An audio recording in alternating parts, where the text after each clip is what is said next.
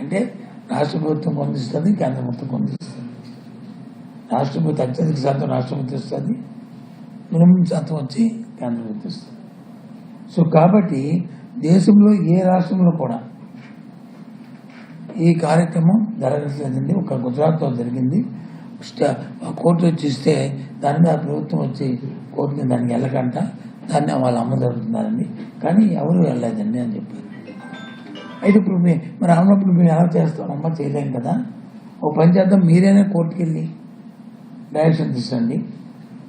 లేదు అంటే కేంద్ర ప్రభుత్వానికి ఇప్పటికే మేము లేఖ రాశాము. ఈ గ్రాడ్యుయేటీ అనే అంశం ఏదైతే ఉందో దాన్ని త్వరితగతిగా కేంద్రం తాలూకు విధానం చెప్పాలని చెప్పి మేము కోరాము. ఆ ప్రకారం మేము ఫాలో అవుతామని చెప్పాము. వారు దాని మీద స్పందించలేదు. అయినప్పటికీ కూడా మళ్ళీ మేము కేంద్రానికి వచ్చి మళ్ళీ మీరు ఏ విధంగా రాయమంటే ఆ విధంగా లేఖ రాస్తాము.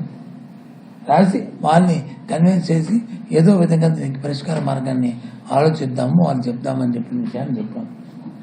అంతవరకు ఆ కేంద్ర ప్రభుత్వం నుంచి మనకు వచ్చిన రిప్లై వరకు ఎవరైతే ఈ రిటైర్మెంట్ అవుతారో వాళ్ళ గ్రాట్యుటీని వాళ్ళకి మినిమం గ్యారంటీ ఉండాలని ఎంతవరకు రాష్ట్ర ప్రభుత్వం 50,000 రూపాయలు ఇస్తుంది. ఆ ఇచ్చిన దాన్ని 1,00,000 రూపాయలు చేస్తామని చెప్పాం. ఆ ఇస్తున్న 50,000ని 1 lakh ఎన్హాన్స్ చేస్తాము, 1,00,000 రూపాయలు ఎన్హాన్స్ చేస్తాము.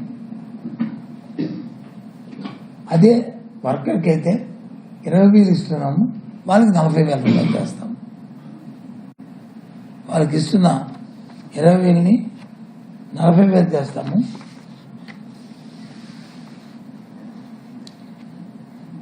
కార్యకర్తకి 50,000 ఇస్తున్న మొత్తం 50,000 నుంచి 1,00,000 రూపాయల వరకు, అలాగే హెల్పర్కి వచ్చి 20,000 నుంచి 40,000 వరకు ఇస్తామని చెప్పి